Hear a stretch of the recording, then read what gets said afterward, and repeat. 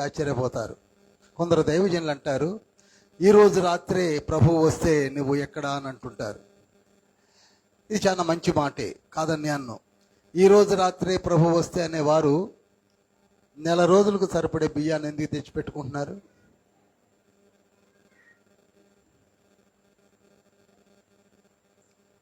ఒక నెల రోజులు సరిపడే సరుకులు ఎందుకు తెచ్చుకుంటున్నారు?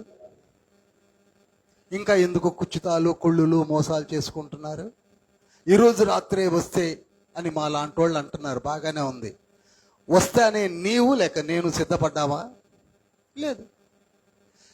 That means we are just spreading the gospel. చెప్పడానికి, వినటానికి, ఆనందించడానికి వాడుకుంటున్నాం. No no no no. దేవుని యొక్క సువార్త శక్తి కలది. దేవుని యొక్క సువార్తలో గొప్ప బలం ఉన్నది. దేవుని మాటలలో ఔన్నత్యం ఉన్నది. Not just to come and listen and go, వచ్చేదో విన్నామా వెళ్ళిపోయామా కాదు. ప్రతి మాట జాగ్రత్తగా వినండి. అద్భుతమైన మాటలు తండ్రి మనతో మాట్లాడబోతున్నాడు. నేనంటాను, ప్రతి ఆదివారం నాడు ఒక మంచి సుగుణాన్ని తీసుకొని వెళితే అది సార్థకతమవుతున్న ఆదివారం అంటాను. Don't rely upon the persons. ఒకళ్ళపై ఒకళ్ళ మీద ఆధారపడి జీవించే రోజులు పోయాయి. నీకు నీవుగా దేవునికి సమర్పించుకో. హల్లెలూయా. ఇంకా డిస్టర్బ్ అవుతున్నారు. Still some of the people they are disturbing their selfs. I dislike that sort of disturbances. సన్నుతింతుమో ప్రభో సదమలమగు భక్తితో అనగా నేను నీతో హోల్ హార్టెడ్లీ అంటారు చూసినారా, ప్రాణము, హృదయము, మనస్సు సమస్తమును కూడా కాన్సన్ట్రేట్ చేసి నిన్ను ఆరాధించడానికి వచ్చాను అని. పాడుకోవడానికి కాదు, ఆచరించడానికి. స్టిల్ ఐఎమ్ టెలింగ్ యూ, ఆదివారం నాడు గుడికి వెళ్ళామమ్మా వచ్చామమ్మా అని చెప్పుకోవడానికి కాదు. నిజమైన భక్తి, నిజమైన జీవితము, నిజమైన ఆనందము, నిజమైన జీవిత విధానములోనే ఉన్నాయి బ్లెస్సింగ్స్. సన్నుతింతుమో ప్రభో సదమలమగు భక్తితో కన్న తండ్రి కావుమా కలుషము నెడబాపుమా. సన్నుతింతుమో ప్రభో సదమలమగు భక్తితో కన్న తండ్రి కావుమా కలుషము నెడబాపుమా. సన్నుతింతుమో ప్రభో సదమలమగు సదమలమగు అనే వర్డ్ మంచిది వాడాడు. అనగా హోల్ హార్టెడ్లీ మనసా వాచా కర్మణ. నీతి సూర్య తేజమా జ్యోతిరత్న రాజమా. నీతి సూర్య తేజమా జ్యోతిరత్న రాజమా. పాతక జన రక్షక పతిత పావన నామక. సన్నుతింతుమో ప్రభో సదమలమగు భక్తితో. లాస్ట్ స్టేజ్ పాడుతున్నాను, జాగ్రత్తగా వినండి. పాప చింతలన్నిటిన్ పారదోలుమో ప్రభో పాప చింతలన్నిటిన్ పారదోలుమో ప్రభో. నీ పవిత్ర నామము నిరతము స్మరించెదను. ಸದ ಸನ್ನುತಿಂತು సదమల మగు భక్తితో. అందరం హోల్ హార్ట్ వెళ్ళి ఆ మాట అందాం. సన్నుతింతు. ఎంత సంతోషిస్తున్నాడో యేసయ్య, ఎంత సంతోషిస్తుందో పరలోకం. సన్నుతింతు ప్రభు సదమల మగు భక్తితో. మిక్కిలి ప్రేమ కనికరం కలిగిన మహోన్నతుడా, మోస్ట్ లవింగ్ హెవెన్లీ ఫాదర్, మీ బంగారు పాదం చెంత ఉన్నాము, మీ బిడ్డలుగా ఉన్నాము, మీ నామము ధరించబడి ఉన్నాము, అమూల్యమైన రక్తం చేత కడగబడి ఉన్నాము, మీ కుటుంబాలుగా ఉన్నాం, మీ చిన్న పిల్లలుగా ఉన్నాం, ఏమీ తెలియని స్థితిలో ఉన్నాం. తెలుసుకున్నట్టుకే మీ పాదం చెంతకు వచ్చాం. పరలోక వాకిళ్ళు తెరవండి. పరమ తండ్రి, మీ శక్తిని మాకు ఇవ్వండి. యేసయ్య, మీ రక్షణను, మీ వెలగల మాటలను, మా కొరకే చిందించిన రక్తమును మరొక్క మారు మాపై ప్రోక్షించండి.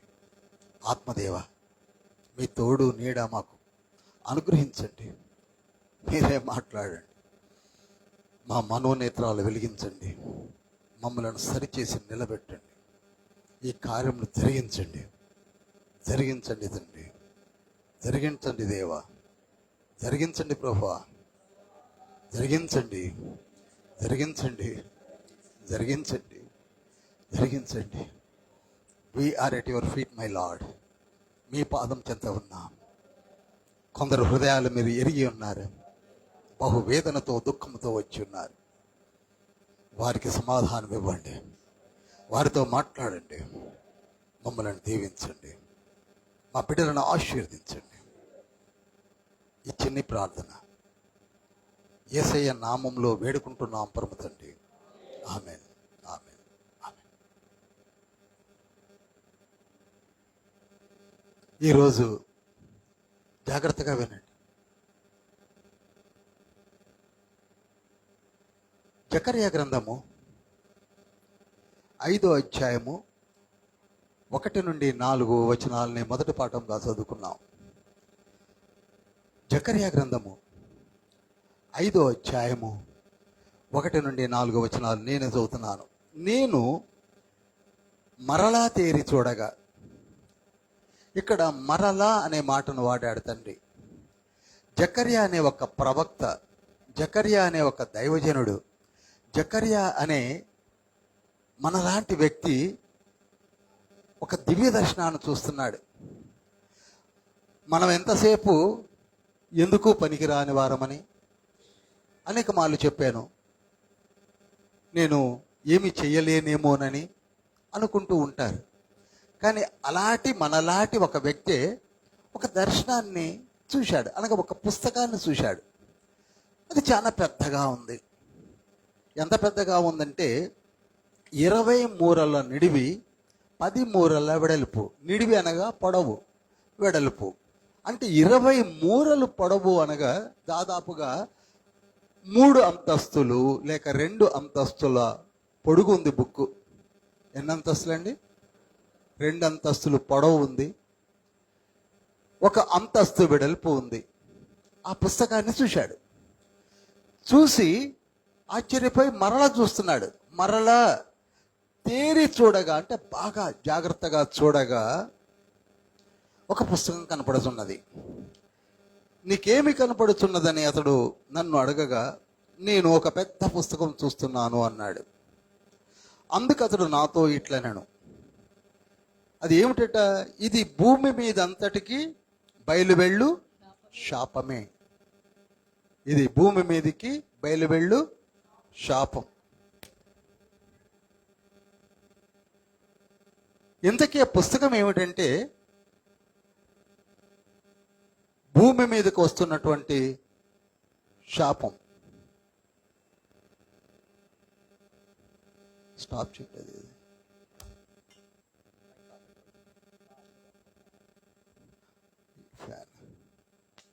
అది కాదు, ఈ ఫ్యాన్ వల్ల వచ్చింది ప్రాబ్లం. అదేంటి అవి రెండు వేయాలి. I cannot stand here.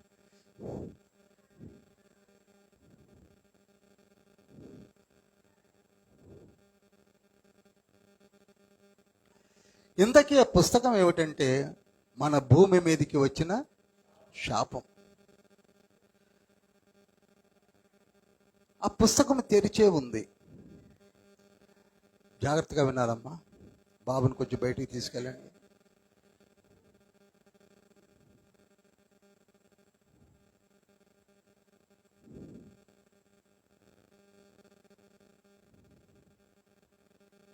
జాగ్రత్తగా విందాం. తండ్రి మనతో మాట్లాడుతున్నాడు. ఈ పుస్తకం తెరిచి ఉంది. అందులో రెండు పక్కల ఏవో రాతలు కనబడుతున్నాయి. ఒక పక్క చూసినప్పుడు అది ఏమిటంట, ఒక పక్క వ్రాసి ఉన్న దానిని బట్టి దొంగిలి వారందరూ కొట్టివేయబడుదురు. రెండవ పక్క వ్రాసి ఉన్న దాన్ని బట్టి అప్రమాణికులందరూ కొట్టివేయబడుదురు. పెద్ద పుస్తకము ఇలా విప్పబడి ఉంటే ఒక పక్క దొంగతనాలు చేసేవారు, దొంగ ప్రవృత్తి కలిగిన వారు కొట్టివేయబడతారని, మరి ఒక పక్క అప్రమాణికులు. కొంచెం గ్రాంధికమైన భాష, మనతో కాదనుకుంటాం. అప్రమాణికులు అంటే ఏమో అనుకుంటాం మనం సహజంగా. అప్రమాణికులు అంటే అబద్ధముతో కూడిన ప్రమాణాలు చేసేవాళ్ళు. మనకు అర్థమయ్యే భాషలో చెప్పాలంటే అబద్ధాలు ఆడేవారు. అలా అయితే చక్కగా అర్థమైతే మనకి. అప్రమాణికులు అంటే నాకు కాదనుకుంటాం. అబద్ధాలు ఆడేవారు.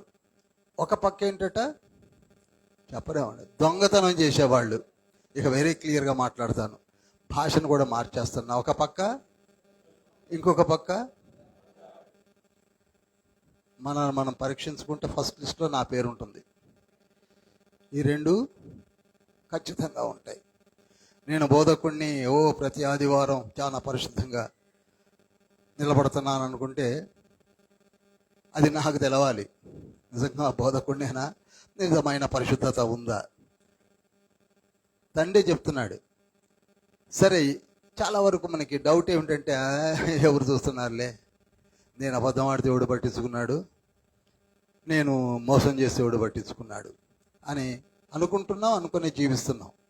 అందులో డౌటే లేదు. కానీ తండ్రి చెప్తున్నది ఏమిటంటే, నీ ఇంటి మీదకి శాపం వస్తుందని. ఎవరు పట్టించుకున్నా పట్టించుకోకపోయినా, నమ్మి మోసపోయినా, నన్ను నమ్మి మోసపోయే వాళ్ళు ఉండొచ్చు. కానీ ఏం జరుగుతుందట చెప్పండి, మాట్లాడద్దు ప్లీజ్. నేను ఒకటే కోరుకుంటానండి, please, a minute of glance, I request you, I urge you, I pray you, a minute of glance కూడా పోనీయకండి. నేను చాలా కష్టపడి వస్తానండి, వారం రోజులు బయటకు కూడా అడుగు పెట్టనండి. ఎవరు అడగండి, అడుగు ఇట్లా బయట పెట్టనండి, గేట్ కూడా దాటను. నమ్మండి, వినండి. నేను తండ్రి నన్ను బోరగా వాడుకుంటున్నాను, నన్ను కూడా కలిపి మాట్లాడుతున్నాడు తండ్రి. ఏదో నేను మీతో మాట్లాడుతున్నాను, మీకు ఏదో శుద్ధులు బుద్ధులు చెప్పడానికి వచ్చానని మాత్రం అనుకోవద్దు. నాతోటే మాట్లాడుతున్నాను. ఫస్ట్ నన్ను నేను సరి చేసుకోవాలి. ఎప్పుడు చెప్తాను, ఫస్ట్ ఒకవేళ మీరు కొరడానికి ఇస్తే కొట్టుకునేది నన్నే. Such a useless fellow I am. నన్నే సరి చేసుకోవాలి. ఇంకెప్పుడు సరి అవుతాం? ఈ పరిశుద్ధాలయంలో అడుగుపెట్టినది ఒకే ఒక్క వాగ్దానము, నన్ను నేను సరి చేసుకోవాలి, ఒక్కళ్ళన్నా సరి చేయాలని. అందుకంటే ఇంకేం లేదండి. I'm not urging anything from you people. ఒక్కళ్ళన్నా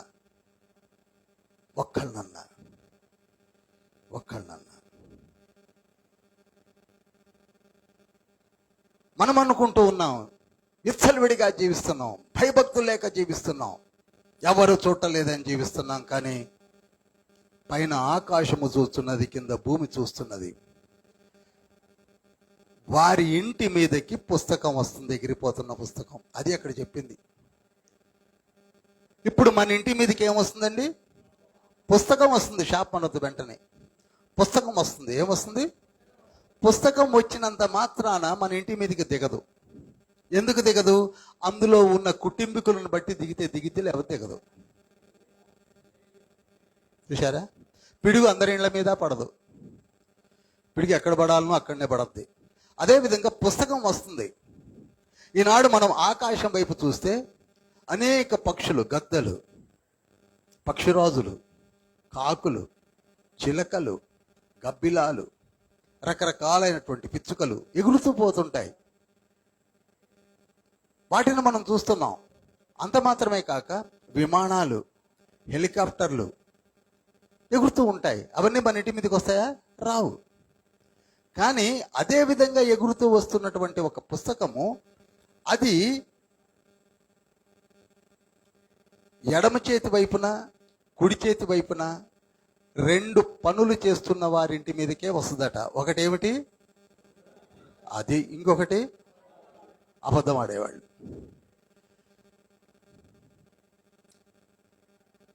అందుకే ఇక దొంగతనాలంటే మనకు తెలిసి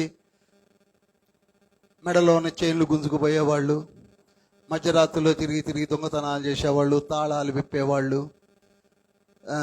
అని అనుకుంటున్నాం. నో. అది ఆ దొంగతనాల గురించి వాళ్ళు దొరికితే వాళ్ళే అయిపోతారు. కానీ అలా కాకుండా క్లాసుగా దొంగతనాలు చేసేవాళ్ళు ఉన్నారు, క్లాసుగా దోచేసేవాళ్ళు ఉన్నారు, క్లాసుగా మోసం చేసేవాళ్ళు ఉన్నారు. అంత క్లాసుగా చేస్తుంటారు. వాళ్ళను దొంగలు అన్నాడు. అందుకే 10 ఆజ్ఞలలో ఒక ఆజ్ఞ దొంగతనానికే కేటాయించాడు. ఏమండి? ఎన్నోది అది? నిర్గమకాండం 20వ అధ్యాయము ఎన్నో వచనమండి? 15వ వచనమా? చదవండి చాలు. దొంగిలకూడదు. అందుకు దొంగిలకూడదని మనకి స్పష్టంగా బైబిల్లో చెప్పి, ఇంకా దొంగతనాలు చేస్తున్నారా అని వస్తుంది ఆ పుస్తకం. ఇంకొక వైపు ఉన్నదేంటి? అబద్ధం ఆడకూడదు. అది కూడా 16వ వచనంలోనే ఉంది. ఏమని? అబద్ధ సాక్ష్యము. చూసారా? 2 కూడా, ఒకటి 8వ ఆజ్ఞ, ఒకటి 9వ ఆజ్ఞ కలిపి ఒక పుస్తకాన్ని పంపించేస్తున్నాడు తండ్రి. ఇప్పుడు ఆ పుస్తకం మన ఇళ్ళ మీదకి వస్తుంది. మనం ఏం చేయాలి?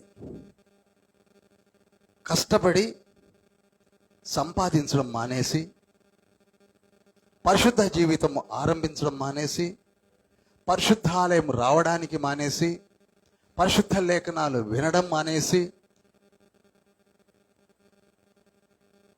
మారు మనసు పొందిన వారు కూడా ఎలా జీవిస్తున్నారో వారికి బాగా తెలుసు. అస్తవ్యస్తమైన జీవితాలు జీవిస్తున్నారు. దొంగతనం అంటే ఒక మాట చెప్తాను, కల్తీ చేయడం కూడా దొంగతనమేనండి. బియ్యంలో రాళ్ళు కలుపుకుంటారు. రేపటి దినాన ఆ బియ్యమే నువ్వు తినాలి.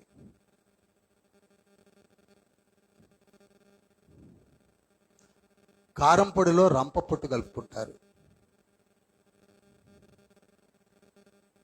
ఏది కల్తీ చేయట్లేదు చెప్పండి? కంసాలి సొంత కూతురికి భార్యకి నగ చేసినా అందులో రాగి కలిపేస్తున్నాడు. తన భార్యదని తెలుసు కూడా. అలవాటు అయిపోయింది.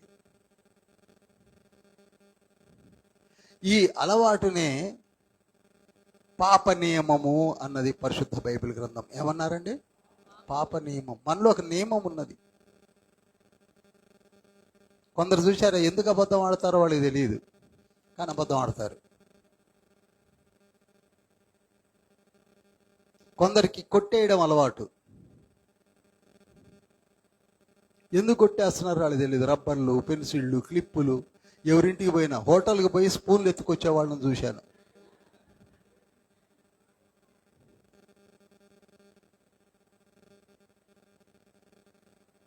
ప్రియులారా, మారు మనసు పొందాము అని చెప్పుకుంటున్న నీవు ఒకవేళ నిజంగా మారు మనసు పొందితే, ఒక అబద్ధం ఆడితే 2 గంటల దాకా నువ్వు బాధపడుతూ ఉంటావు, పొరపాటున ఆడితే. ఒకవేళ నీవు దొంగతనం చేస్తే ఆ రోజంతా చిన్న విషయం కావచ్చు. ఒక పెన్సిల్ తీసుకున్నా ఆ రోజంతా అది ఇచ్చేదాకా నేను నిద్రపోవు. ఇది మారు మనసు జీవితం యొక్క నియమం. నియమం ఏమిటంటే, మారు మనసు పొందిన వారు ఏ తప్పు చేసినా వెంటనే ఏమవుతుంటారు? హృదయంలో పరితప్తత అంటారు. చక్కటి మాట. మనలో చాలామంది మారు మనసు పొందిన వాళ్ళు ఉన్నారు. మారు మనసు పొందాము అని చాలామంది మనలో చాలా ఇరుకుల ఇబ్బందుల్లో ఉన్నారు. నాకు ప్రార్థనలో తెలుస్తున్న సంగతులు చెప్తున్నాను.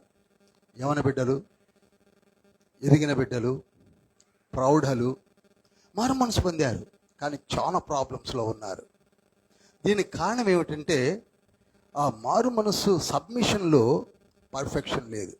ఏం లేదండి? పర్ఫెక్షన్ తెలుగులో నిబద్ధత కూడా కొంచెం పెద్ద మాటే, ఇంకా తక్కువ మాట కావాలి.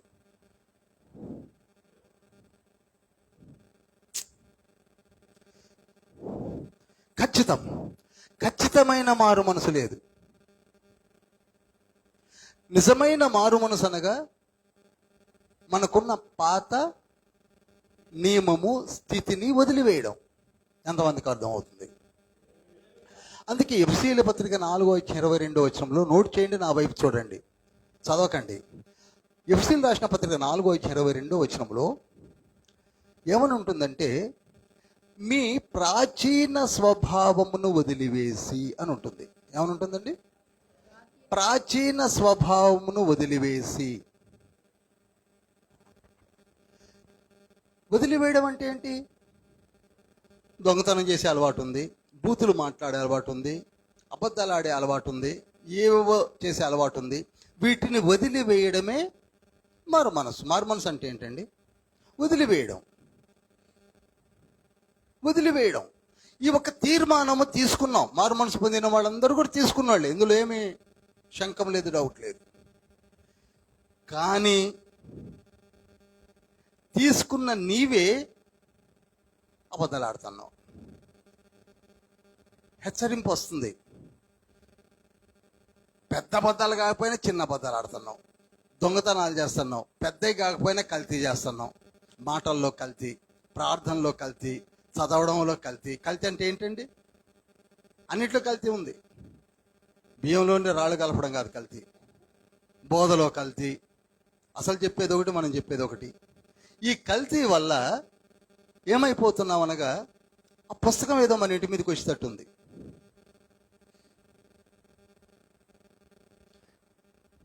అనుకుంటున్నాం, వచ్చేస్తుందో ఇప్పుడుకున్న తలకాయ నొప్పులు చాలా కదా, ఎందుకు మళ్ళీ? ఇంతకీ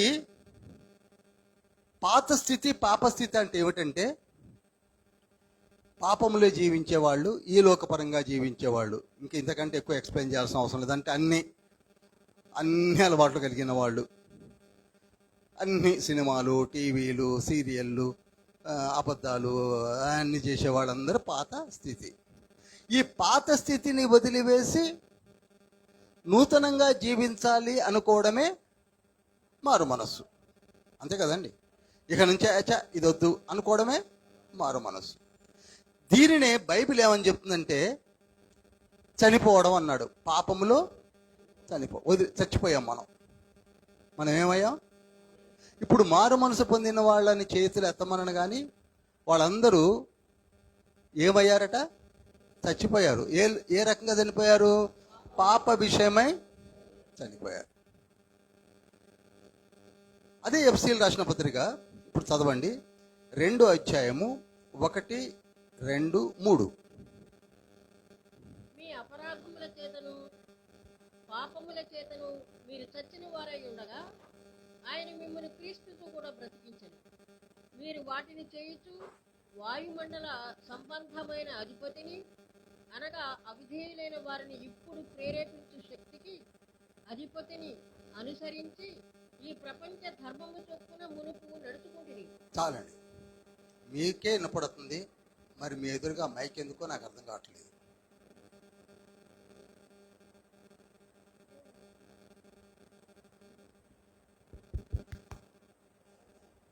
ఉంది కొంచెం దగ్గరికి పెట్టండి. ఇప్పుడు 1వ వచనం చదవండి. మీ పాపముల చేతను మంచి మైక్ పెట్టండి బాబు. ఆయన మిమ్మల్ని క్రీస్తుతో కూడా బ్రతికించెను.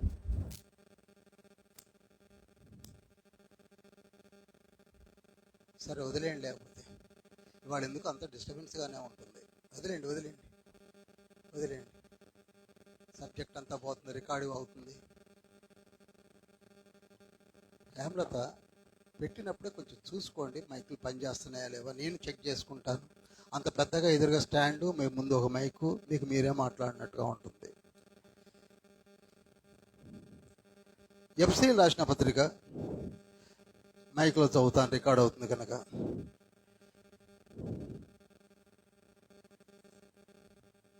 2వ అధ్యాయం 1వ వచనము. మీ అపరాధముల చేతను పాపముల చేతను మీరు చచ్చిన వారై ఉండగా. మనం చచ్చిపోయిన వాళ్ళమండి. ఎప్పుడైతే పాపం చేస్తున్నామో, ఎప్పుడైతే అబద్ధాలు ఆడుతున్నామో, ఎప్పుడైతే మనము ఈ లోకపరంగా జీవిస్తూ విచ్చలవిడిగా తిరుగుతున్నామో, దేవుని దృష్టికి మనము అర్థమవుతుంది. కరెక్ట్గా చెప్పండి, చచ్చిపోయిన వాళ్ళం. చచ్చిపోయిన వాళ్ళు అనగా ఇక మీకు తెలియదేముంది. ఈ లోకానికి ఏమైనా చచ్చిపోయినవాడు ఎవరైనా వచ్చి టీవీ చూస్తాడండి? చెప్పరు, చూడరు. చచ్చిపోయినవాడు పగ పెట్టుకుంటాడా? చచ్చిపోయినవాడు సినిమా హాల్లో కూర్చుంటాడా? చచ్చిపోయినవాడు సిగరెట్లు తాగుతాడా? మరి మారు మనసు పొందిన తర్వాత ఇవన్నీ ఎందుకు చేస్తున్నారు? మారు మనసు అంటే అర్థం ఏమిటి చెప్పండి, మీరే చెప్పండి. చచ్చిపోయిన వాళ్ళు ప్రేమ లేఖలు రాసుకుంటారా? నువ్వంటే నాకు చాలా ఇష్టం అబ్బా,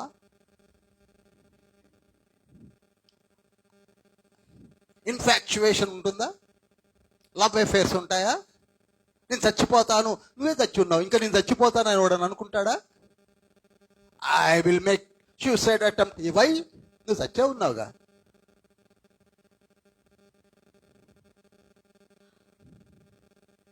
గమనించండి, మారు మనసు పొందావు అనగా నీవు చచ్చిపోయావు. నేను 1998 ఏప్రిల్ 20వ తారీఖు నాడు చచ్చిపోయాను.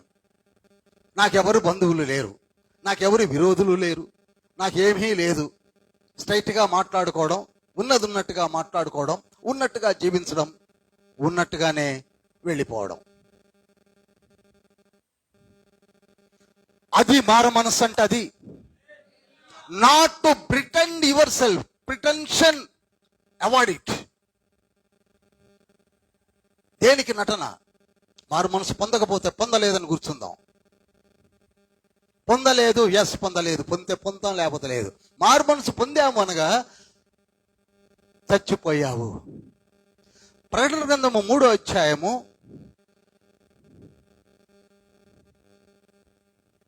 నెక్స్ట్ టైం నుంచి కొంచెం చెక్ చేసి పెట్టండి మైక్ని, లేకపోతే ఏంటో ఇప్పుడు మళ్ళీ నేను చదవడం తీసి చదవడం అవుతుంది. ఆమె చదివితే ఆమెకే అనపడదు, రికార్డు కాదు. 3:1 7 నక్షత్రములు దేవుని యొక్క ఆత్మలు కలవాడు చెప్పు సంగతులు ఏమనగా, నీ క్రియలను నేను ఎరుగుదును. ఏమనగా జీవించుచున్నావన్న పేరు మాత్రము ఉన్నది కానీ నీవు మృతుడవే. అంటే అర్థం ఏంటి చెప్పండి?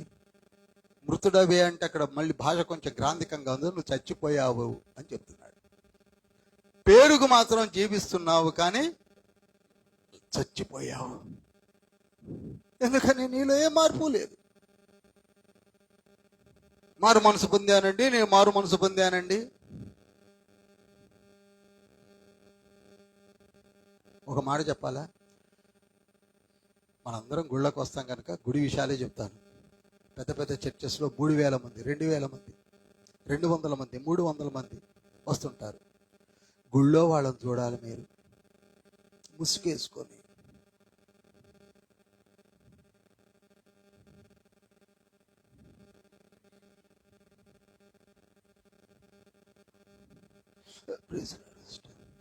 ప్రైజ్ లార్డ్ అన్నా, praise Lord sister, praise Lord, praise Lord. ఇక్కడ స్థలం లేదా? పర్లేదమ్మా, ఇక్కడ కూర్చుంటా. బయటకు వచ్చాక చూడండి, విశ్వరూపాన్ని చూడండి.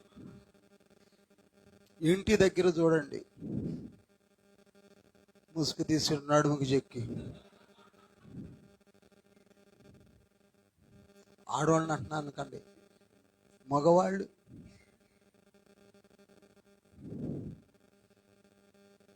ముఖము.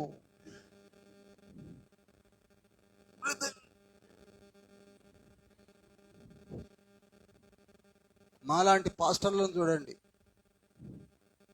ఎందుకండి ఈ నటన? నీవు చనిపోయావన్న సంగతి నీవు తెలుసుకోలేకపోతున్నావు. Really I'm telling you.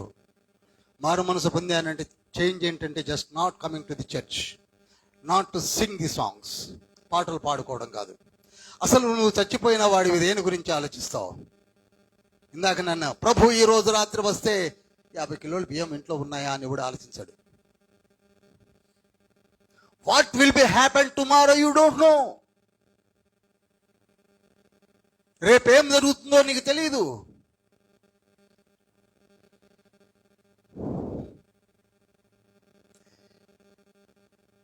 ఈ జీవితానికి అలవాటుపడ్డాం. ప్రసంగి గ్రంథము 7వ అధ్యాయం చదువుతున్నాను.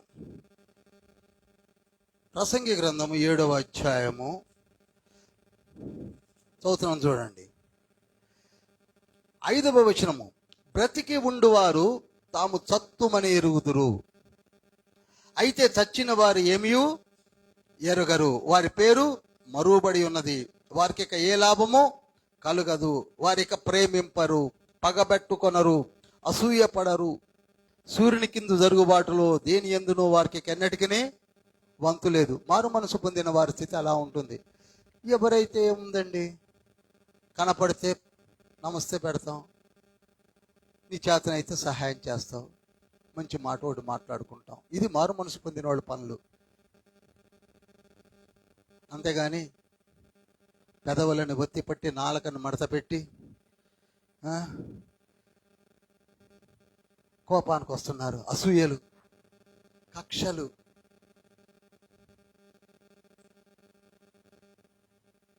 దొంగతనాలు అవలీలగా చేస్తున్నాం.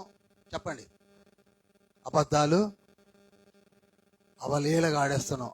ఆడితే ఆడాం, ప్రమాణాల సంగతి చెప్పరు. ఫస్ట్ మా అమ్మ తోడు, మా నాన్న తోడు, మా అన్న తోడు, మా అక్క తోడు. ఇవి కొంచెం ఆర్డర్లో వస్తుంది.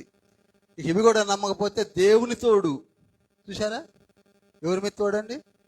ఈ అబద్ధకుడికి దేవుని తోడు. అప్పటికీ నమ్మపోతే నా తోడు. ఇక్కడ తోడు ఏంటంటే ఒకవేళ జరగకపోతే చచ్చిపోతానని అర్థం. వాడు అప్పటికే చచ్చినోడు, వాడు చేసేటి అని అబద్ధాలే. కానీ తోళ్ళు ఎలా పెడుతున్నాడు చెప్పరు? దేవుని మీద, అమ్మ మీద, తండ్రి మీద, తల్లి మీద. ఎందుకండి? ఎందుకు? ఏమిటి నీ కర్మ? నేను మళ్ళీ చెప్తున్నాను, ఏదైనా ఏమైనా తండ్రి ఇస్తేనే నీకు వస్తుంది. ఆశపడడం వల్ల ఏమీ రాదు. యోహాను 3:27లో ఉంది. ఏదైనా సరే నీకు ఇవ్వాలంటే తండ్రి ఇవ్వాలి. నువ్వు ఎంతన్నా ఆశపడు, ఏదైనా చెయ్యి, నీకు రాదు.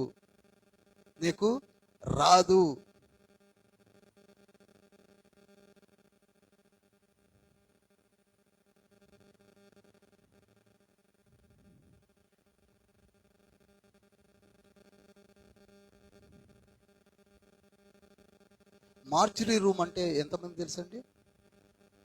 మార్చురీ రూమ్ అంటే చచ్చిపోయిన వాళ్ళని తీసుకెళ్ళి పెట్టే హాస్పిటల్లో ఉండే గది, శవాల గది. కరెక్ట్ చెప్పాలంటే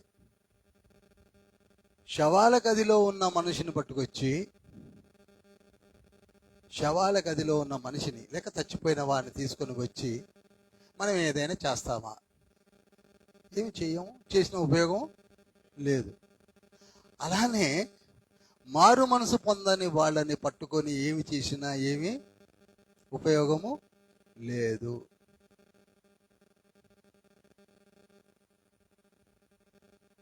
కొందరు చనిపోయిన వాడు తాగి పుసుక్కుని చచ్చిపోయాడట. ఎలా చచ్చిపోయాడు? తాగి పుసుక్కుని చచ్చిపోయి ప్రేయర్ మీటింగ్ పెడితే ఇక పొగుడుతుంటారండి. వానికి ఒక పటం పెట్టి దానికి దండ వేసి దాని ఎదురు ఒక కొవ్వొత్తి వెలిగించి కొబ్బరికాయ కొట్టి, బిడ్డడు ఎంత మంచోడో, తాగితే తప్ప ఎవరితో మాట్లాడు, అసలు ఎక్కువగా మాట్లాడు, తాగడానికే సమయం చాలదు. ఎవరిని ఇబ్బంది పెట్టకుండా పుసుక్కు చచ్చిపోయాడట. అటువంటి సావు ఎవ్వరికీ రాదు.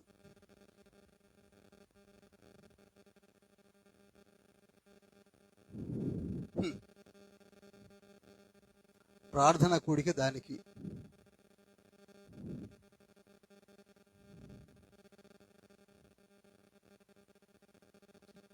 అందుకే తండ్రి పైనుండి చూస్తున్నది, ఎవరైతే నిజంగా మారు మనసు పొంది జీవించాలని జీవిస్తున్నానని అనుకుంటున్నారో వాళ్ళే నాకు కావాలి. వాళ్ళ ఇంటి పైకి ఆ పుస్తకము రాదు. మీరు అనొచ్చు, స్ట్రైట్గా నన్నే అడగొచ్చు, ఏమండి మీరు చెప్పినంత యథార్థంగా ఉంటున్నారంటే, ఉంటున్నానో లేదో కానీ ఉండాలని అయితే ప్రయత్నం చేస్తున్నాను.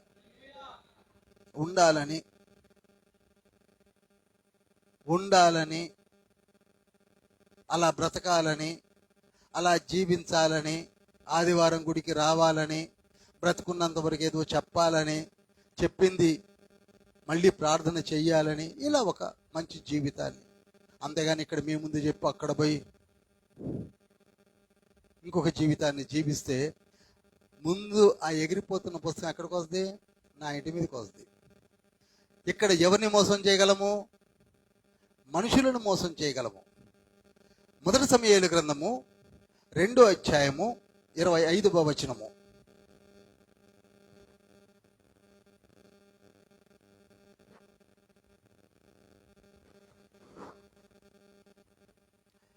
కుడి చేతి వైపు పైన ఉంటుంది. నరునికి నరుడు తప్పు చేసిన ఎడల దేవుడు విమర్శ చేయును గాని ఎవరైనా నరునికి నరుడు తప్పు చేసిన ఎడల దేవుడు మధ్యలోకి వస్తాడు. ఇద్దరు మనుషులు తప్పు చేస్తే ఎవరు తీర్పు తీరుస్తారండి? దేవుడు. దేవునితోనే నీవు నాటకాలు ఆడటం మొదలు పెడితే దాని అర్థం అదండి. ఎవరితో నాటకాలు మొదలు పెడతానో? దేవునితోనే నాటకాలు ఆడితే నీ మధ్యలోకి ఎవరు వస్తారు? చెప్పండి. ఎందుకండి వేషాలు? నాకు ఇక్కడ నొప్పి పుడుతుంది, ఇక నవ్వడానికి కారణం నువ్వే. ఎవరండి కారణం? పుట్టుక్కున ఎగిరిపోతారు అందరు, పోరని కాదు. కానీ పొయ్యే ముందు కథలు చూడాలి నువ్వు. ఈ కథలన్నిటికీ బ్యూటిఫుల్ శరీరాన్ని ఇచ్చాడు తండ్రి. ఏమనుకుంటున్నారు? 206 కండరాలు, ఒక్క కండరం 206, 2000 నర్వస్ సిస్టమ్, 2000 నరములు, చక్కటి 2 కిడ్నీలు, ఒక మంచి లివరు, ప్యాంక్రియాజు, లంగ్స్, మంచి గుండె, మంచి పంపు, ఫస్ట్ క్లాస్ ఆడుతుంటుంది. చెక్ చేసుకోండి. వీడు జడగొడుతుంది ఎవరు? ఎవరైనా మనమే. ఎవరండి? మనమే. ప్రసంగి గ్రంథం 7వ అధ్యాయం 17వ వచనంలో ఉంటుంది, నీ కాలము రాకమునిపే నీవు చచ్చిపోతున్నావు అంటే అర్థం ఎవరు? మనమే. ఏమిటా ధైర్యం? చెప్పండి, ఏమిటా ధైర్యం? చదవండి. చాలు, తీయకుండా చెప్పేసిందమ్మా. తీయడం దేనికని? నీ కాలమునకు ముందుగా నీ వేళ ఎందుకు? చక్కటి అందరికీ ఇవన్నీ ఉన్నాయి. చిన్న పిల్ల గొప్పడగో ఆ గుండు పాపం చూడండి, అన్నీ ఉన్నాయి. ఆమెకి మంచి గుండె, 2 కిడ్నీలు, ఒక లివరు, ప్యాంక్రియాస్, చెవులు, ముక్కు, నోరు. మనకి ఉన్నాయి, పాపకే ఉన్నాయి. వారంటీ పీరియడ్ కూడా 120 సంవత్సరాలు. మన తండ్రి తయారు చేసి వదిలిపెట్టింది ఎన్ని సంవత్సరాలకి? కానీ మనం 50 ఏళ్ళకే షెడ్కి వెళ్తున్నాం. Apollo, Care, Usha Mullapudi, Global, Rainbow, second ఒపీనియన్కి ఎక్కడ పోతాం? ఇది ఆలోచనలు. దీనికి కారణం ఎవరు? చెప్పండి. మనమే. అందుకే దేవుని రాజ్యమునకు వారసులు కాకపోవడానికి కారణము మనమే. మనం చేసుకున్న అలవాట్లు. 1 కొరింథీ పత్రిక 6వ అధ్యాయం 9 నుంచి 11 వచనాల్లో, దేవుని రాజ్యమునకు వారసులు కానేరని మీకు తెలియదా? మోసపోకుడి, మీరు విగ్రహారాధికులై, వ్యభిచారులై, దొంగతనము చేయువారై, తాగుబోతులై, దూషకులై దేవుని రాజ్యమునకు దూరంగా ఉంటున్నారు. మారు మనసు పొందామని చెప్పుకుంటున్నాం. ఆలోచన అటువైపు ఎందుకు వెళ్తుంది? ఇంకా నువ్వు చచ్చిపోయావు. ఫస్ట్ మంచి మాట నాకు అర్థమైంది. తండ్రి చెప్తుంది, నువ్వు చచ్చిపోయావు, నువ్వు చచ్చిపోయావు. ఈ ఒక్క మాట రిజిస్టర్ అవ్వండి. నువ్వు చచ్చిపోయావు. నేను 98లో చచ్చిపోయాను. నేను ఎక్స్టెండెడ్ వారంటీలో ఉన్నాం. ఎక్స్టెండెడ్ వారంటీ అంటే హిజ్కియాకి ఎన్ని సంవత్సరాలు ఎక్స్టెండెడ్ వారంటీ ఇచ్చాడు చెప్పరు? ఈయన 15 సంవత్సరాలు ఎక్స్టెండెడ్ వారంటీ ఇస్తే మంచిగా బ్రతకాలనా చెడ్డగా బ్రతకాలనా? అమ్మగారు నిజంగా జూలై 16వ తారీఖు నాడు చచ్చిపోయింది. ఎందుకంటే నా చేతిలోనే పడిపోయి అమ్మ చనిపోయిందని చెప్పి పెద్ద బాబు చిన్న బాబు ఏడుస్తూనే ఉన్నారు కారులో. 15 to 20 minutes చనిపోయింది. అసలు లేదు, శ్వాస లేదు, ఏమి లేదు.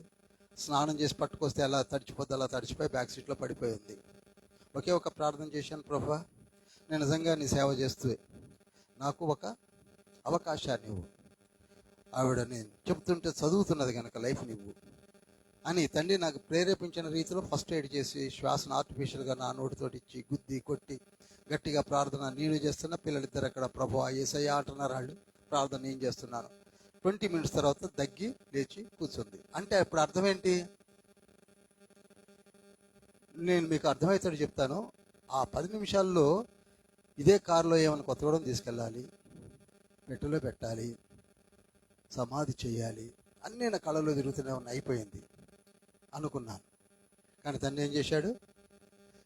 బ్రతికించాడు.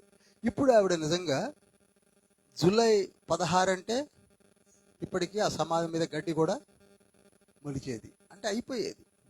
ఇప్పుడు ఆవిడ ఉన్నది ఎక్స్టెండెడ్ వారంటీలో. కనుక జీవితం ఎలా ఉండాలి చెప్పండి? ఎవరిని చూసినా ఓహో అన్నట్టుగానే ఉండాలి. అంతేగాని నాలుక మడత పెట్టి పెదవు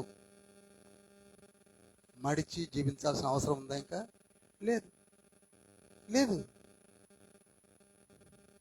లేదు. అలాంటి జీవితమే మారు మనసు పొందిన వాళ్ళది. అందుకే మారు మనసు పొందిన వాళ్ళ లిస్టు తీసుకొని ఇదే సెప్టెంబర్ మాసంలో ఇవ్వాలని చెప్పి నేను అనౌన్స్మెంట్ చేస్తున్నాను.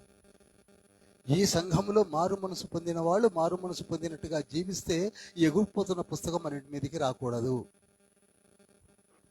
హల్లెలూయా. మరి ఎందుకు వస్తున్నాయి ఇంకా పుస్తకాలు?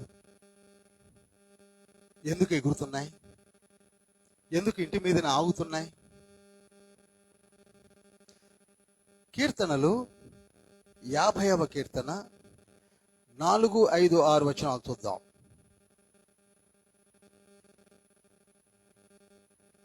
ఆయన తన ప్రజలకు న్యాయము తీర్చుటకై బలి అర్పణము చేత నాతో నిబంధన చేసుకున్న నా భక్తులున్న నా ఎద్దుకు సమకూర్చుడని మీది ఆకాశముల కింద భూమిని. ఇదంతా కొంచెం గ్రాంధికంగా ఉంది, అచ్చమైన భాషలో చెప్తాను. ఆయన అనగా దేవుడు యేసయ్య లేక మన యెహోవా తండ్రి తన ప్రజలకు న్యాయము తీర్చుటకై. న్యాయం అంటే మీకు తెలుసు, నేను చెప్పాల్సిన అవసరం లేదు. మంచి చేయడానికి, రక్షించడానికి, కాపాడు కొరకు ఏం చేస్తాడట? నా భక్తులు. దేవుని భక్తులు అంటే ఎవరు? మారు మనసు పొందిన వాళ్ళు అండి. దేవుని భక్తులు ఎవరు? యేసయ్య వచ్చి నా భక్తులు లేచి నిలబడినంటే ఎవరు నిలబడతారు? మనం నిలబడతాం. నా భక్తులను నా యొద్దకు తీసుకొని రండి అని ఆకాశానికి భూమికి చెప్తున్నాడట. అర్థమవుతుందండి? ఎవరికి చెప్తున్నాడు? ఎందుకని? మనం ఎలా ఉన్నామో ఎలా బ్రతుకుతున్నామో ఎవరికి తెలుసు? ఆకాశానికి తెలుసు, భూమికి తెలుసు. ఆకాశానికి తెలుసు, భూమికి తెలుసు. అందుకే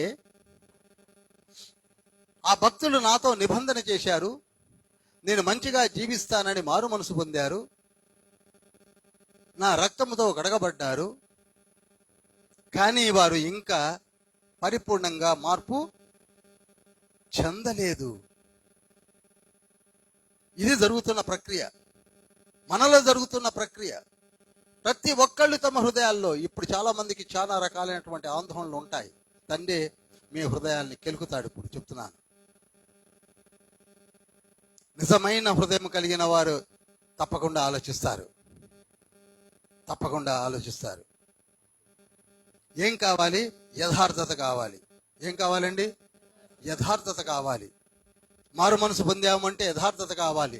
నిజంగా అలా జీవించాలనే ఒక గురి కావాలి. అలా జీవించాలనే ఒక, నువ్వు ఎందుకురా బయట తిరుగుతున్నావంటే నా స్నేహితుడు తిప్పుతున్నాడు అంటాడు. నిజంగా స్నేహితుడు తిప్పితే తిరిగే అంత పెద్ద మనిషి అయినా వాడిని కూడా తనగలడు. ఈయనకున్న వీక్నెస్ని స్నేహితుడి మీద వస్తున్నాడు. చెప్పండి, నీవు చేసే ప్రతి పనికి ఎవరి మీద నెపాన్ని మోపుతున్నామే తప్ప, మనకున్న అలవాటేంటి? ఎవరి మీదనో తోసేయడం. ఆదామా పండు ఎందుకు తిన్నావంటే అదిగో నువ్వు ఇచ్చిన భార్య ఇస్తే తిన్నానన్నాడు, భార్య మీద నొక్కాడు. హవ్వా నువ్వు ఎందుకు తిన్నావంటే అదిగో సాతానుడు అని ఆడి మీద వేశారు. సాతానా అంటే అసలు నా మినిస్ట్రీ అది కదా అన్నాడు. సాతానుడు ఏమంటున్నాడు? అసలు నా పరిచర్య అది కదా దేవా, అందరినీ జడకూడదామనేగా నేను ఇచ్చింది. కనుక తండ్రి ఏం చేశాడు? ముగ్గురిని శపించాడా లేదా? వదిలిపెట్టాడా? అంత సత్యవంతుడు ఉన్నాడు. హల్లెలూయా. నువ్వు తోసేస్తే కుదరదు, నెట్టేసుకుంటే కుదరదు. యథార్థంగా జీవించాలనే తపన, తీవ్రత నీకు ఉండాలి. నీకు గురి ఉండాలి. నీ జీవితానికి ఒక డిసిప్లిన్ ఉండాలి. నేను ఇలా జీవించాలనే ఒక తపన తీసుకోవాలి. ఎవరో చెప్పరు.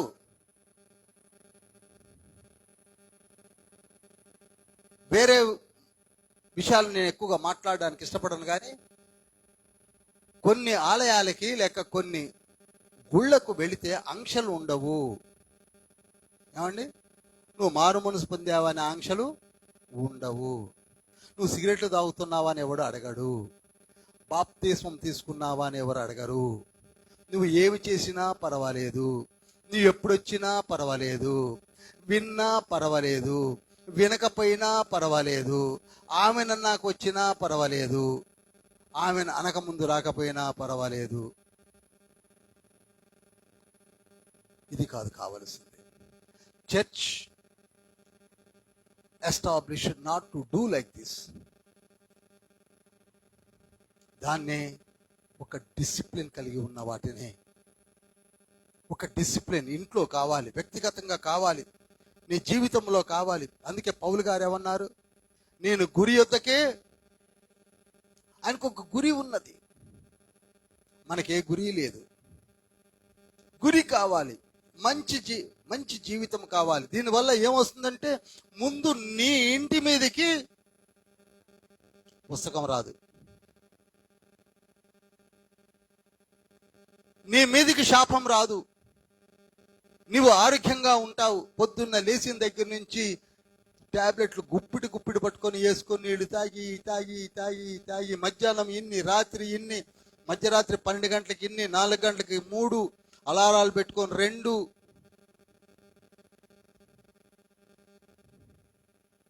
అయినా వేసుకుంటారు. తండ్రి అంటున్నాడు ఒకే ఒక రెమెడీ, నేను చూసుకుంటాను, అన్నీ నేను చూసుకుంటాను. నీవు యథార్థంగా జీవించు, అబద్ధాలు ఆడకు, అప్రమాణాలు చేయకు, దొంగతనాలు అసలు చేయకు. దొంగ బుద్ధి నీలో ఉండకూడదు. అందుకే అన్నాడు కదా నిర్గమకాండం 20:17 నీ ఎదుటి వారిని ఏది ఆశించుకు. ఎద్దు కానీ, దుక్కిట కానీ, భార్య కానీ, దాసి కానీ, ఏదైనా కానీ.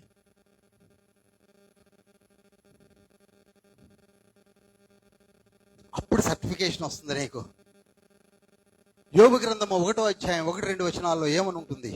యోబు గ్రంథము, ఊదు దేశమునందు యోబు అని ఒక మనుష్యుడు ఉండెను, అతడు యథార్థవర్తనుడు. ఏంటండి సర్టిఫికేట్?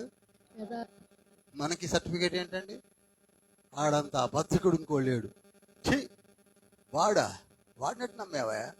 వాడి జీవితంలో నిజం చెప్పడు అనే వాళ్ళని నేను చూశా. వాడి జీవితంలో నిజాలు మాట్లాడు. ఎటువంటి యథార్థవర్తనుడట? అక్కడ ఏమని ఉంటుందంటే 1-4 ఏమని ఉంటుంది చూడండి. అతడు యథార్థవంతుడును న్యాయవంతుడున్నై దేవుని యందు భయభక్తులు కలిగి చెడుతనము. ఆహా, ఇవన్నీ మనలో ఉన్నాయి కదండి. మనం యథార్థవంతులం కాము, న్యాయవంతులం అంతకంటే కాదు.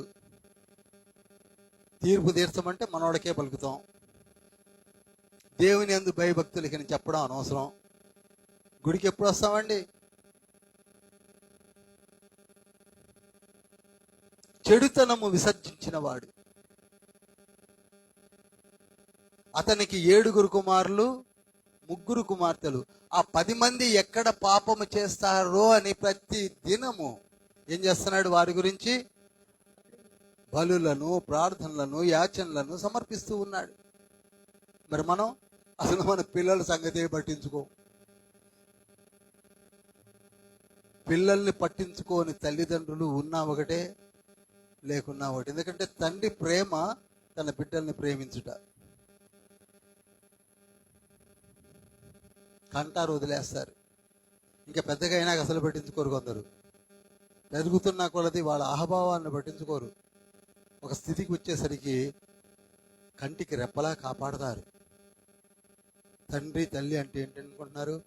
కనుగుడ్డికి రెప్పలు ఎంత ప్రొటెక్షనో ఆ పాపకు ఆ బాబకు అంత ప్రొటెక్షన్. అసలు పట్టించుకోరు. కానీ యోబు పట్టించుకుంటున్నాడు. 10 మంది వాళ్ళు పాపం చేస్తారేమో అని. నేను చెప్తున్నాను ప్రియులారా, విధిగా భార్యాభర్తలు గుడికి రావాలి. విధిగా వారి బిడ్డలను కూడా తీసుకొని రావాలి. ఇంకా గ్రోనప్ చిల్డ్రన్, నేను కొందరు చూస్తున్నాను, చక్కగా వస్తున్నారు. గ్రోనప్ చిల్డ్రన్, దేవుని వాక్కు వారిలో విత్తబడుతుంది. దేవుని వాక్కు వారితో మాట్లాడుతుంది. సామెతలు 22:6 ప్రకారంగా, సామెతలు 22:15 ప్రకారంగా వారితో మాట్లాడడం మొదలు పెడుతుంది. వాక్యము మాట్లాడుతుంది. వాక్యము సజీవమైన శక్తి కలిగింది. వాక్యము ఖడ్గము కంటే పదునైనది. వాక్యము దేవునితో అనుగ్రహించబడినటువంటి ఒక గొప్ప శక్తి, బలము. దేవుడే మనతో మాట్లాడుతున్నాడు.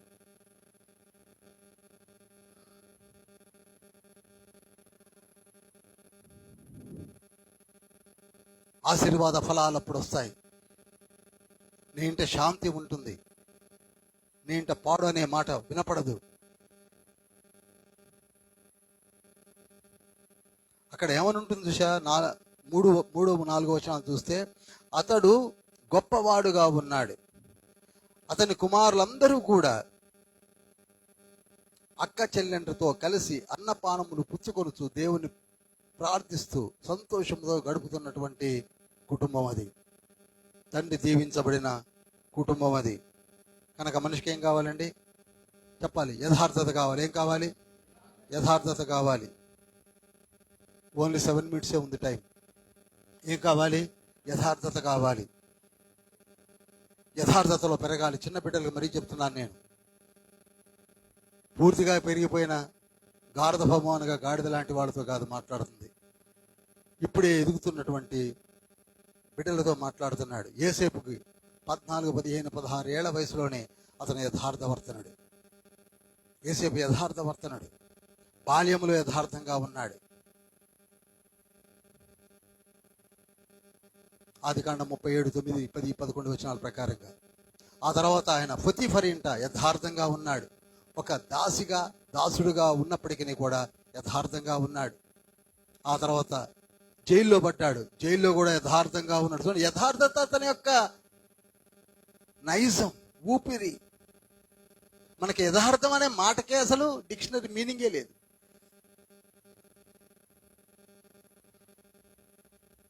ఆ తర్వాత రాజు అంతటి వాడు అనగా మంత్రిగా ఉన్నప్పుడు ఆయన సర్టిఫికేషన్ ఏంటి తెలుసా? రాజు ఏమంటున్నాడు తెలుసా? రాజుగా తప్ప తక్కినవన్నీ కూడా ఆయన చెప్పినట్లే చెయ్యండి. ఎంత యథార్థవంతుడండి! ఒక రాజు ఎలా అంటాడండి? నేను కేవలము తలగానే ఉంటాను తప్ప ఏదైనా ఆయనే. యోసేపే, ఏదైనా యోసేపే. యథార్థతలో అంత మంచి దీవెనుంది. బాల్యము నుండి యేసుక్రీస్తు ప్రభు వారు కూడా 12 ఏళ్ల వయసులో ఆయన దేవుని లేఖనాలనే ధ్యానిస్తూ తర్కిస్తూ ఉండేవాడు. మీరు లూకాసు వార్త 4వ అధ్యాయం 12, 13, 14 వచనాలు చదివినప్పుడు 14 నుంచి చదువుదాం. 12 అక్కర్లా, 14. లూకాసు వార్త 4:14.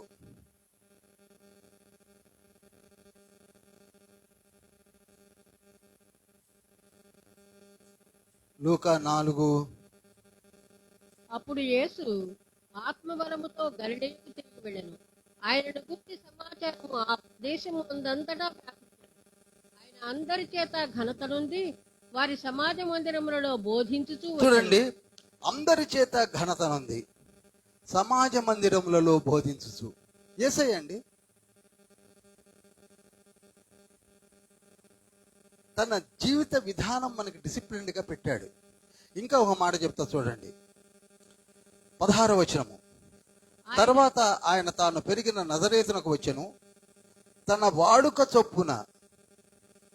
యేసయ్యకి ఏంటి వాడుక? సమాజ మందిరంలో నిలబడి బైబిల్ చదవడం. మన వాడుక అసలు గుడికే రాకపోవడం. బైబిల్ చదవడానికి ఎక్కడ? ఎవరైనా ఏమండి పాఠం చదువుతారంటే ఇంకోటికి ఇచ్చేయండి. శివ గారు కాగితాలు పట్టుకొని తిరుగుతుంటారు.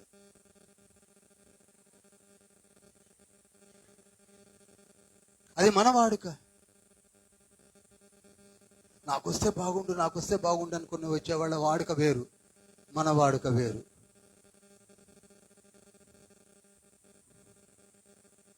యేసుక్రీస్తు ప్రభు వారు వాడుక చొప్పున సమాజ మందిరములో నిలబడి యెషయా గ్రంథాన్ని చదువుతున్నాడు. చదువుతూ ఏమన్నాడో తెలుసా? అక్కడ 18వ వచనము. ప్రభువు ఆత్మ నా మీద ఉన్నది, బీదలకు సువార్త ప్రకటించుటకై ఆయన నన్ను అభిషేకించెను, చెరలోనున్న వారికి విడుదలను, గుడ్డి వారికి చూపును కలుగునని ప్రకటించుటకును, నలిగిన వారిని విడిపించుటకును, ప్రభు హితవత్సరము ప్రకటించుటకును ఆయన నన్ను పంపి ఉన్నాడు. ఇందులో ఏమైనా తప్పు కనపడదండి మీకు? ప్రభు చదివిన దాంట్లో ఏమైనా తప్పు కనపడిందా? నేడు మీ వినికిడిలో ఈ మాటలు నెరవేర్చబడి ఉన్నవని అన్నాడు. ఒక మాట అనేసరికి రాళ్ళు తీసుకున్నారండి. అసలు రాళ్ళు ఎందుకు చంపేద్దామే అనుకున్నారు. ఎందుకని? ఇన్ని మంచి మాటలు చెప్తే ఎవరు బ్రతకనేరు. ఫస్ట్ యేసయ్య మిషనరీ స్టార్ట్ అయింది, బోధ స్టార్ట్ అయింది, చంపుదామని మొదలుపెట్టారు. పేజీ తిప్పితే మీకు కనపడుతుంది చూడండి, పేజీ తిప్పండి అంతే. 28వ వచనము. సమాజ మందిరములో ఉన్న వారందరూ ఆ మాటలు విని ఆగ్రహముతో నిండుకొని లేచి ఆయనను పట్టణంలో నుండి వెళ్ళగొట్టి ఆయనను తల క్రిందులుగా పడద్రోయవలనని చంపిపారేద్దాం అనుకున్నారు. ఎందుకని? వాడుక చొప్పున వచ్చి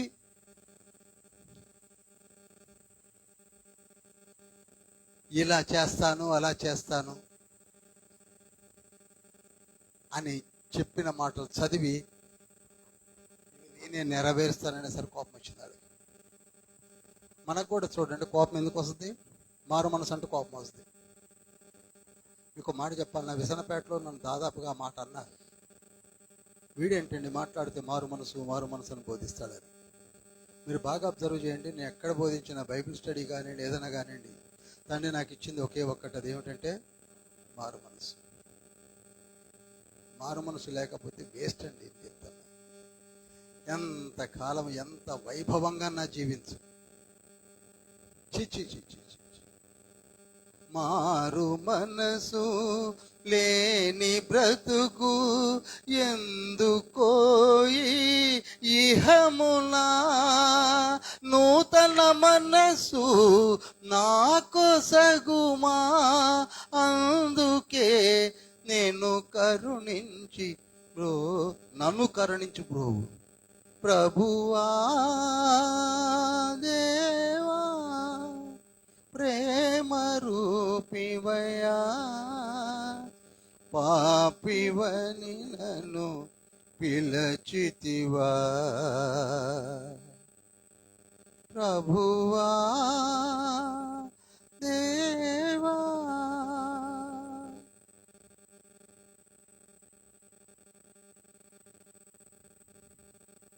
ప్రియులారా, మన ఇంటి మీదకి వస్తుంది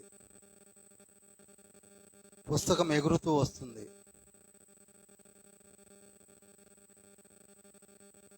మారు మనసు పొందిన వారు మరొక మారు జస్టిఫై చేసుకోండి, రెక్టిఫై చేసుకోండి.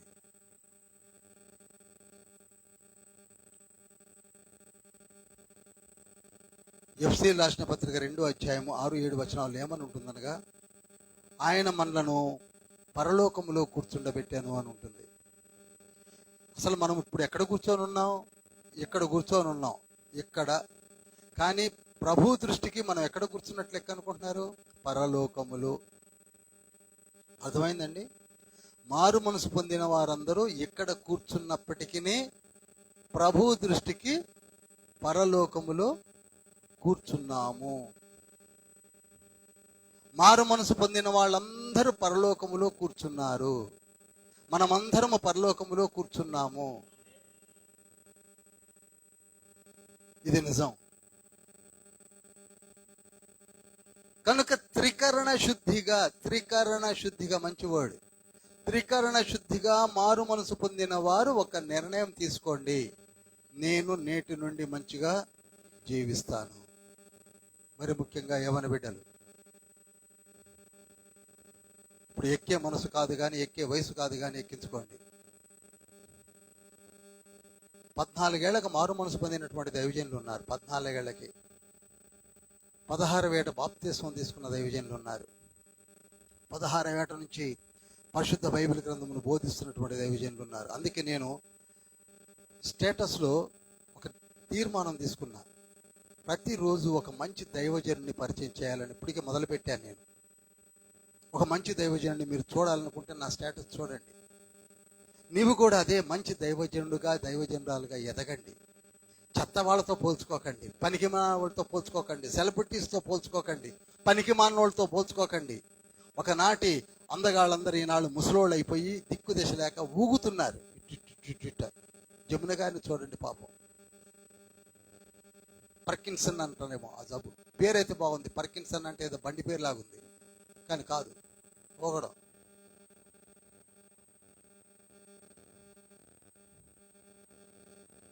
ఒకప్పుడు 40 సంవత్సరాలు ఒక సినీ ఫీల్డ్ ఊపేసినటువంటి ఆవిడ ఇప్పుడు ఎలా ఉంది? కించపరుస్తున్నా అని కాదు, దయచేసి గమనించండి. ఆరోగ్యం అనేది తండ్రి ఇచ్చేది. ఒక స్థితిలో నీవు ఏ విధంగా ఉన్నావో, ఒక స్థితిలో ఏ విధంగా అవ్వబోతున్నావు, ఒక స్థితిలో ఎలా జీవిస్తున్నావు అన్ని తండ్రి చూస్తున్నాడు.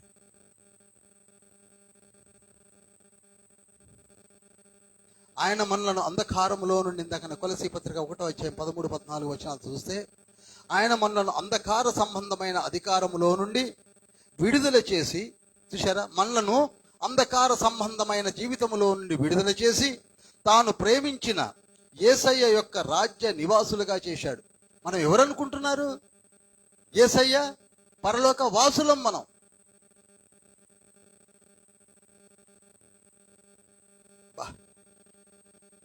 పరలోక వాసులం అండి. మారు మనసు పొందిన వారంతా ఖచ్చితంగా పరలోక రాజ్యంలో ఉంటారండి.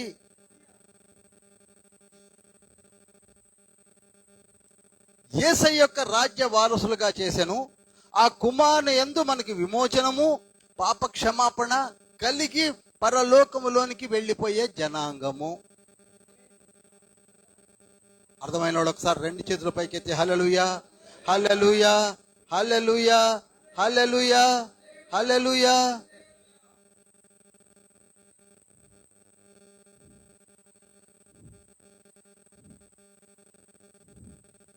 అందుకే మన జీవిత యాత్రలోనే ప్రభువుని రక్షకుడుగా అంగీకరించిన నీవు ప్రతి నిత్యము జ్ఞాపకం చేసుకో. జీవిత యాత్రలో నాదు గురి నీవేగా, నీకు సాటి ఎవ్వరు యేసువా. నీవు నడిచావు కెరటాలపై, నన్ను నడిపించుమో యేసువా. నీవు నడిచావు కెరటాలపై, నన్ను నడిపించుమో యేసువా. యేసయ్య కెరటాలపై నడిచాడు, నీళ్లపై నడిచాడండి. నిన్ను నడిపించడా?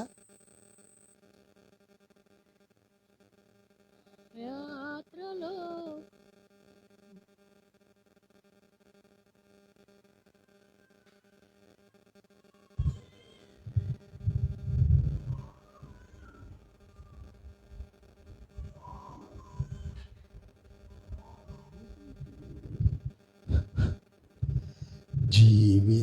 జీవితయాత్రలో నాదు గురి నీవేగా, నీకు సాటి ఎవ్వరు యేసువా.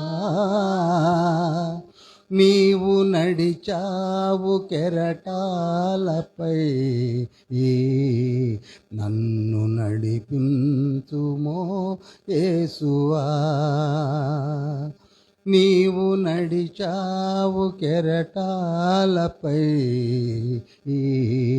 నన్ను నడిపించుమో యేసువా. ముగించేస్తున్నానండి.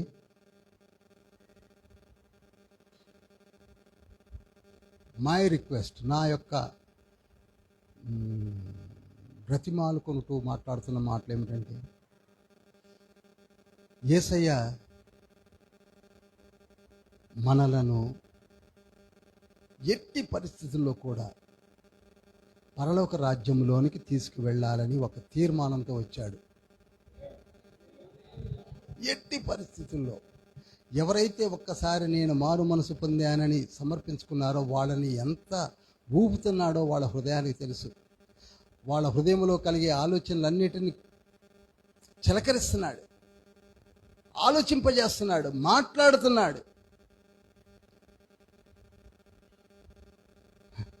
యేసయ్య ఎవరు అనుకుంటున్నారు? Captain of the ship. ఒక విమానానికి పైలట్ క్యాప్టెన్ ఎంత ఎంత ఎంత రెస్పాన్సిబుల్గా ఉంటాడో తెలుసా? ఎంత రెస్పాన్సిబుల్గా ఉంటాడో తెలుసా? అర్థమవుతుందండి? పైలట్స్ అంటే విమానం మనం పైనుంచి పోతుంటే నడిపేవాడిని. మనలో చాలా వరకు ఎక్కి ఉండరు, అంత స్తోమత కూడా లేకపోవచ్చు. మీకు ఒక మాట చెప్తాను, జాగ్రత్తగా వినండి. 3 నిమిషాలను క్లోజ్ చేస్తున్నాను. 777 అనే బోయింగ్ విమానం ఉంది. దాని నంబర్ 777. అటువంటి విమానాన్ని ఒక పైలట్ నడుపుతూ ఉంటాడు. ఆ విమానంలో దగ్గరగా 470 నుంచి 500 మంది కూర్చోవచ్చు. ఎంతమంది అండి? 500 అందాం. 500 ప్రయాణికులు ఉంటారు. క్యాప్టెన్ విమానంలోనికి ఎక్కి మంచి షూట్లో ఉంటాడు.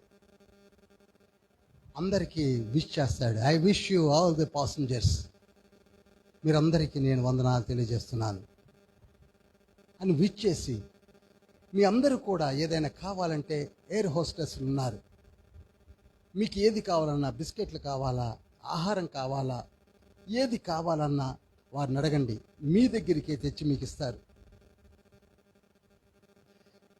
మిమ్ములను డెస్టినీ అనగా గమ్యమునకు చేర్చే బాధ్యత నాది. నా పైన మీరు విశ్వాసం ఉంచండి. జాగ్రత్తగా వినండి, ఈ మాటలు పైలట్ పలుకుతుంటాడు. నీలాంటి నాలాంటి పైలట్. ఇదిగో నా పక్కన కో పైలట్ ఉంది. నాకు సహాయకుడిగా, సహాయకురాలుగా, ఒక్కోసారి మగవారు ఉండొచ్చు, ఆడవారు ఉండొచ్చు, అలా కో పైలట్ కూడా ఉంది. మేమిద్దరం కలిసి మిమ్మలను గమ్యానికి చేరుస్తాం. కో పైలట్ ఎందుకనగా ఫ్యూయల్ ఎంత ఉంది, ఎంత ఆల్టిట్యూడ్లో ఎగురుతుంది, పరిస్థితులు ఎలా ఉన్నాయి, విండ్ బ్లో ఎలా ఉంది, తుఫాన్లు ఏమన్నా ఉన్నాయా, ఆవిడ నిత్యము మ్యాప్ చూస్తూ ఉంటుంది. అంతేగాని పడుకొని గుర్రు పెట్టడానికి కాదు. పైలట్ నడుపుతూ ఉంటాడు. లోపలికి వెళ్ళే ముందే చెప్తాడు, don't worry about your self. మీరు ప్రశాంతంగా నడుముకి బెల్ట్ కట్టుకొని పడుకోండి, హ్యాపీగా ఉండండి. Don't worry about your self. అదేవిధంగా యేసయ్య ఇప్పుడు మనతో మాట్లాడుతున్నాడు. చప్పట్లు కొట్టండి ఒకసారి.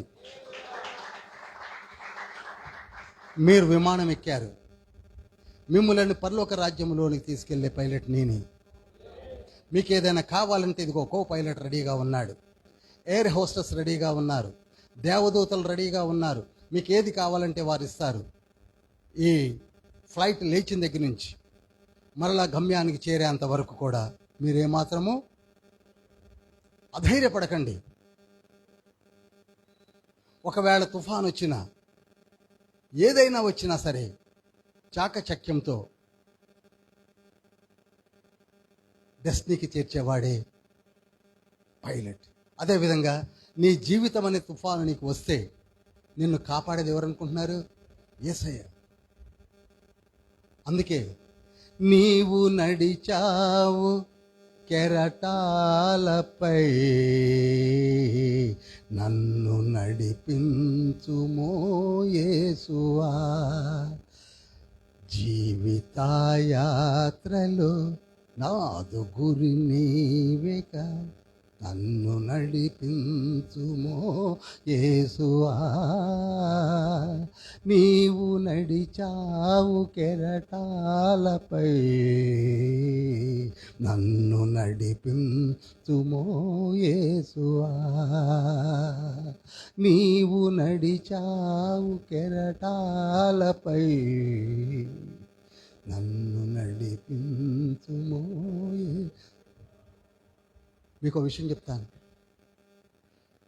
ఒకవేళ పైలట్కి అసలు రన్వే మీద దింపాలంటే క్లియర్గా కనపడాలి. కళ్ళు కనపడితేనే కదండి. తుఫాను 260 కిలోమీటర్ స్పీడ్లో, టైం అయిపోయిందని చెప్తుంది, స్పీడ్లో గాలి వర్షము కురుస్తున్నప్పటికీ కూడా కొందరు పైలట్స్ కళ్ళకి గ్లాసెస్ పెట్టేసుకొని ఏం కనపడకపోయినా కానీ ఆ రన్వే మీద దింపేస్తాడు. ఎలా దింపగలవు అని అడిగితే వాళ్ళు ఏమని చెప్తారు తెలుసా పైలట్స్? ఈ రన్వే మీద 40 సంవత్సరాల నుంచి నేను నడుపుతున్నాను. ఎన్ని సంవత్సరాల నుంచి అండి? ఇదే రన్వే 40 ఇయర్స్ నుంచి నడుపుతున్నాను. నేను ఎక్కడ ల్యాండ్ అవ్వాలో నాకు గుర్తు, ల్యాండ్ అయిన తర్వాత ఎంత డిస్టెన్స్లో ఏమేమి పక్కన ఉన్నాయో నాకు గుర్తు, కళ్ళు తెరిచినా కళ్ళు మూసినా ఎక్కడ నేను బ్రేక్ కొట్టాలో నాకు తెలుసు. అవన్నీ కూడా నాకు తెలుసు. కనుక నాకు కళ్ళు కనపడినా కనపడకపోయినా పలానా రన్వే మీద నేను విమానాన్ని దింపాలంటే ఈజీగా దింపేస్తాను. అలానే యేసయ్యకు కూడా నీవేమిటో ఆయనకి తెలుసు, ఆయన ఎక్కడ దింపాలో తెలుసు, ఎలా దింపాలో తెలుసు. ఆయన సర్వేశ్వరుడు కనుక, ఆయన సర్వేశ్వరుడు కనుక. హల్లెలూయా, హల్లెలూయా, హల్లెలూయా. అందుకే మనము ఆ సర్వేశ్వరుని చేతిలోనికి వెళ్ళిపోయిన నీవు నేను అంత నిశ్చింతగా జీవించవలసిన సమయాలు ఇవి. హల్లెలూయా. ప్రియులారా, ఇప్పుడు ఎగిరిపోతున్న పుస్తకము మన ఇంటి మీదకి రాకుండా ఉండాలంటే ఏం చేయాలి? మొట్టమొదట ఒక గురి కలిగి ఉండాలి. నేను యథార్థంగా జీవిస్తున్నాననే ఒక తీర్మానము తీసుకోవాలి. తీసుకోవడమే కాకుండా అలా జీవించడానికి మన హృదయాన్ని యేసయ్యకి అప్పచెప్పేయాలి. అప్పుడు ఆ పుస్తకం నీ ఇంటి మీదకి రాదు. ఏమండి బాగానే చెప్పారు, నిజమా? చేసి చూడండి, నిజమో కాదో మీరే చెప్తారు. చేసి చూడండి ప్రియులారా. నేను 98లో చేసి రుచి చూచి, కీర్తనలు 34:8 మొదటి పేతురు పత్రిక 2:1-2 రుచి చూచి మీకు చెప్తున్నాను.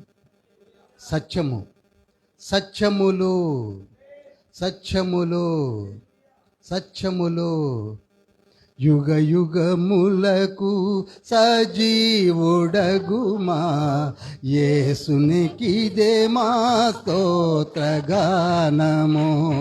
యుగ యుగములకు సజీవుడగుమా యేసునికిదే మా స్తోత్రగానము.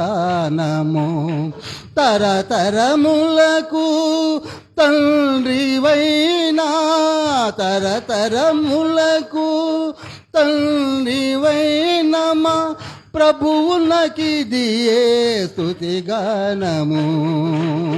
ప్రభువునకిదియే స్తుతిగానము.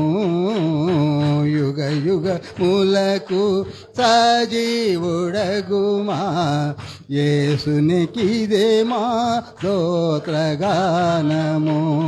అందరం లేచి నిలబడదాం.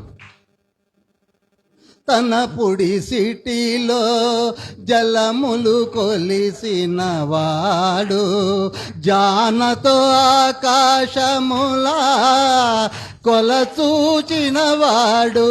తన పుడి సిటిలో జలమును కొలిసిన వాడు జానతో ఆకాశములా కొలచూచిన వాడు. భూమిలో మల్లును కొలపాత్రలో తూచిన వాడు. భూమిలో మల్లును కొలపాత్రలో తూచిన పర్వతముల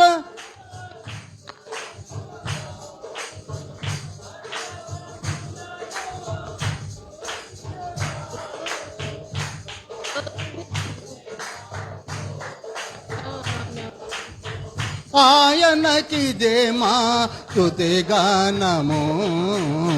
యుగ యుగ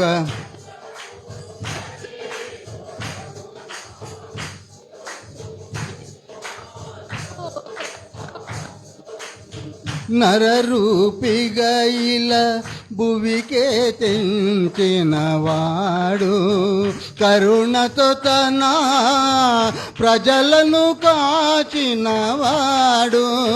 నరరూపిగా ఇలా భువికే తెంచిన వాడు కరుణతో తన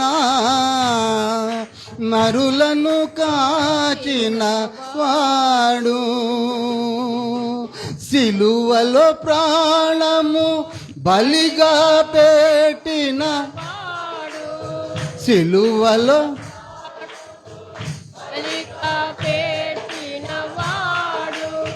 మృత్యుంజయుడై నిలచిన వాడు మృత్యుంజయుడై నిలచిన వాడు. ఆయనకిదే మా స్తోత్రగానము. ఆయనకిదే మా స్తుతిగానము. యుగ యుగములకు సజీవ దేవునికి స్తోత్రగానము. రెండు చేతులు పైకెత్తుదాం. రెండు చేతులు పైకెత్తుదాం. ప్రభు మనతో మాట్లాడాడు. ఇదిగో ఎగిరిపోతున్న పుస్తకం